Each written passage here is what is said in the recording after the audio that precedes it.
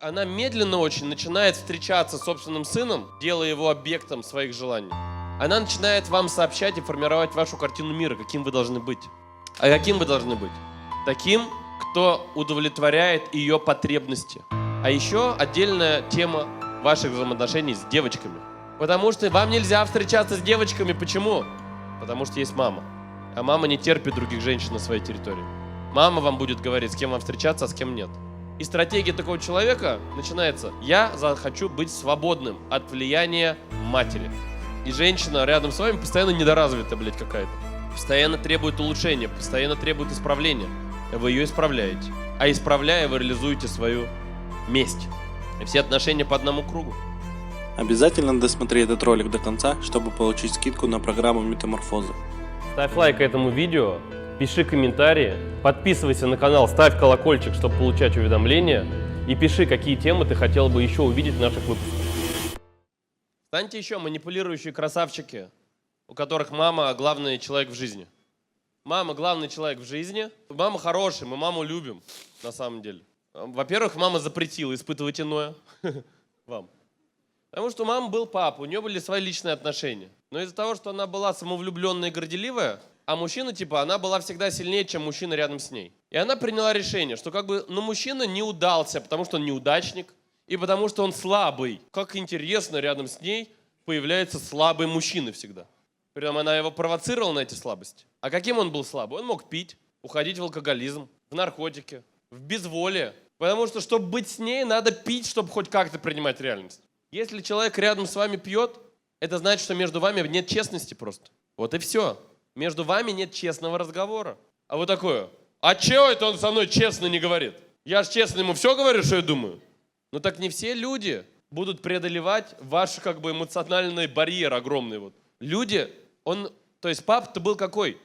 Чувственный, ранимый, любил молчанием. И да, вот так сошлись кометы, что он проявлял слабость рядом. Проявлял худшие качества, возможно, рядом.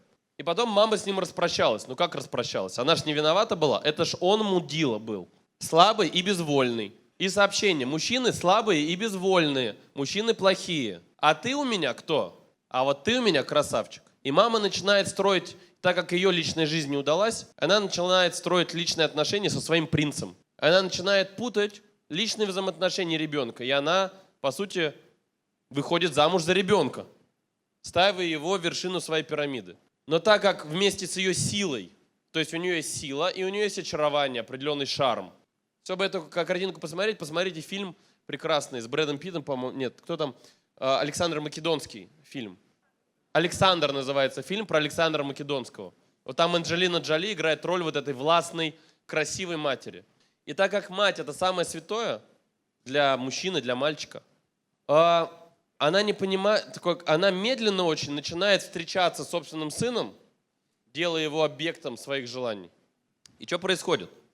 Мама, вы находитесь полностью во власти матери. И так как она сильная и очаровательная, и умеет вас любить, и вы понимаете, что мама охуенная еще, она начинает вам сообщать и формировать вашу картину мира, каким вы должны быть. А каким вы должны быть? Таким, кто удовлетворяет ее потребности. Ты хороший, когда ты такой, каким я считаю должен быть настоящий мужчина. Сейчас мужчины стоят только, девочки, садитесь, это мы про красавчика, про мужчин, да?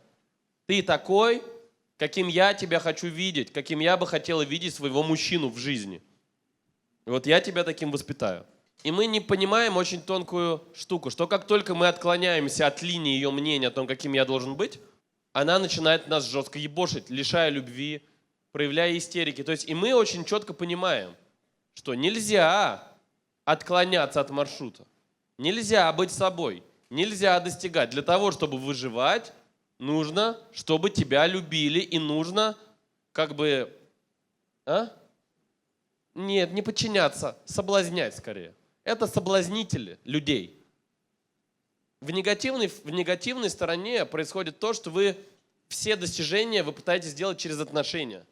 Соблазнил и, соблазнив, достиг свою цель. Есть еще фильм такой один, Малкович там снимается, один из первых. «Опасные связи», да. «Опасные связи» фильм. Супер. Вот это вот про вот эту модель. Ну там прям это Этот фильм показывает то дно, на которое такой человек может упасть. То есть, край манипуляций. Например, когда он открывает бизнес, он всегда хочет открыть с партнером, с кем-то. Почему с кем-то? Чтобы кто-то работал, первое. Второе, чтобы кто-то нес ответственность. Только не я. И он страдать начинает из-за этого, потому что он реально не влияет. А еще отдельная тема ваших взаимоотношений с девочками. Потому что вам нельзя встречаться с девочками. Почему? Потому что есть мама. А мама не терпит других женщин на своей территории. Мама вам будет говорить, с кем вам встречаться, а с кем нет.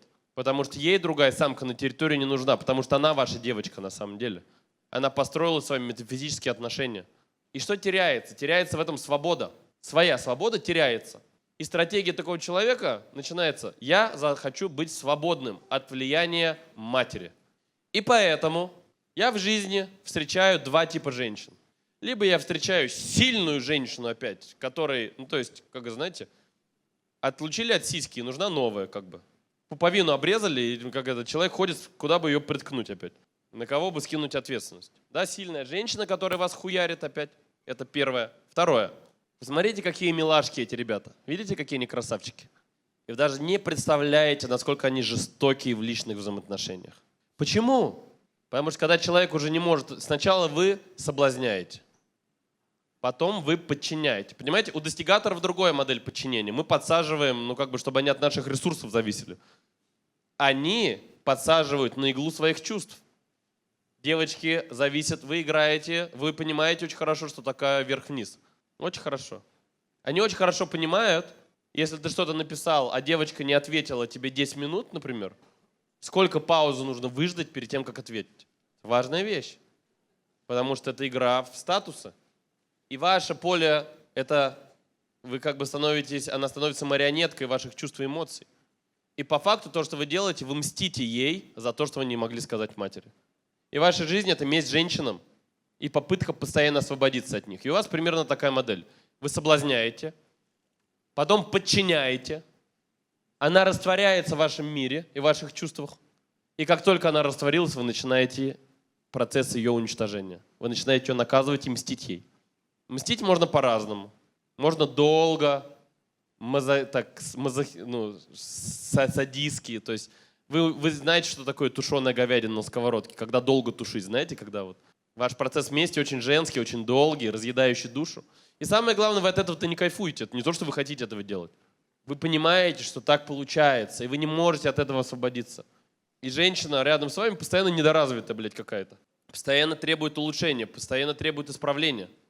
Вы ее исправляете. А исправляя, вы реализуете свою месть. И все отношения по одному кругу. А на самом деле этого уважения нет, потому что ваша стратегия — это освободиться от матери. Освободиться от ее влияния. Но для того, чтобы это произошло, а мужчины в вашей жизни, они далекие очень. То есть обычные мужики, то есть вам ближе женщины, чем мужчины. Мужчин в вашей жизни особо нет. Особенно простых мужиков. Простых обычных мужиков, которые ходят на работу, зарабатывают деньги. Потому что мужчинам нельзя доверять, вы не понимаете. И с мужчинами чуть сложнее играть на эмоциональной дудочке. Женщины более предрасположены. Мужчину сложнее соблазнить, тоже можно. Эмоционально я имею в виду. Мужик немножко фактами больше мыслит. Потому что женщина — это наркоманка эмоций. Еще сильнее, чем мужчин. Все, да, но женщины еще сильнее. Формируется негативный образ мужчин и неприятие отца. Отца в вашей жизни нету до сих пор, и нет прощения этого отца. Он далекая, мифическая, плохая фигура, которой нельзя доверять. И, соответственно, проблема, к которой вы приходите, вы нихуя не можете достигать. Потому что через манипуляции достижения не случаются. И поэтому ваша часть — это принятие мужчин, прощение матери, прощение отца и раскрытие его настоящей сущности. И целеустремленность. Что делать женщинам, которые поняли, что такой человек есть рядом?